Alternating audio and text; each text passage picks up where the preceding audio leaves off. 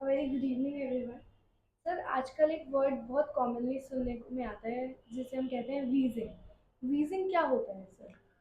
Wheezing ना, ये अब हम बच्चों के कॉन्टेक्स्ट में ही बात कर रहे हैं। जो छोटे बच्चे हैं वो बहुत साए साए करते हैं। ये एक एक्सपिरेटरी साउंड है। एक्सपिरेटरी साउंड मतलब जब सांस छोड़ते हैं तो आवाज़ करते हैं, तो इसको वीजिंग कहते हैं। और ये बच्चों में काफ़ी कॉमन है और इसके डिफरेंट डिफरेंट कारण होते हैं। अक्सर पेरेंट्स जो हैं वीजिंग को सही तरह नहीं समझते, वो जनरल खड़खड़ को, खांसी को भी वीजिंग कह देते हैं।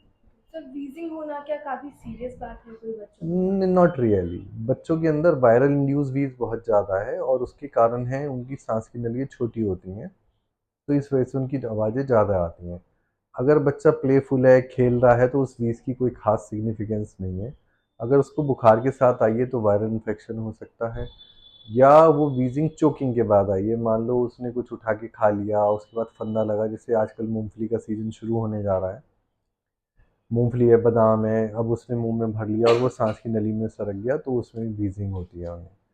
तो अदरवाइज वीजिंग काफ़ी कॉमन है छोटे बच्चों में, और हर छोटे बच्चे की एज के हिसाब से उसका अलग अलग कारण है। Sir, how parents should take care of a wheezy child? Generally जो वीजिंग से मतलब है ना, वो एस्थमा समझते हैं। जी।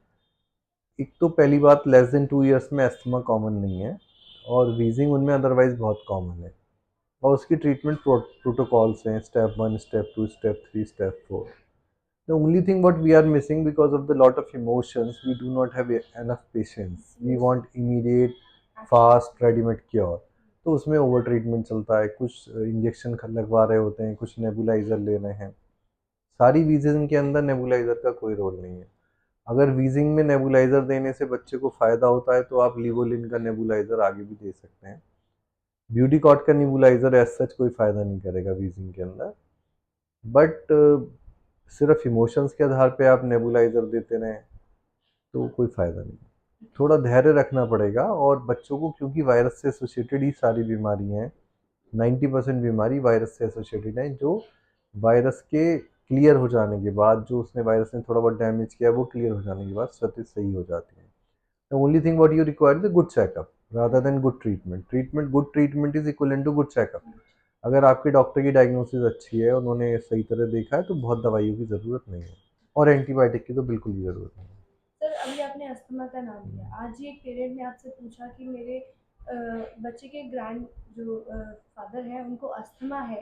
क्या ये ज़रूरी है कि मेरे बच्चे को भी वो हो जाए? अपूर्वा, 40% चांस एक्स्ट्रा हैं अगर आपके फैमिली ट्री के अंदर एस्थमा इतना स्ट्रांग है। उस जी। बच्चे के नाना को भी अस्थमा था, उसके मामा को भी अस्थमा है, और बट मदर में ऐसी कोई हिस्ट्री नहीं है।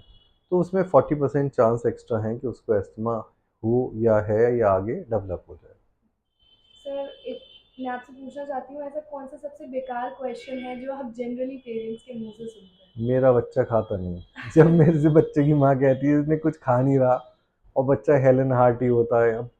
अब वो किस कॉन्टेक्स्ट में कह रही है। अब जैसे आज ही वो लेडी थी बिजनौर वाली, तो उनका कहना ये, वो इसलिए कंपेयर कर रही थी अपने बच्चे को दूसरे से क्योंकि उनकी जो भाभी का जी, बच्चा हाँ जी। ज़्यादा खाता है, जी। जबकि वो गलत खा रहा है जो ज़्यादा खाता है। उनका बच्चा बिल्कुल ठीक खा रहा था।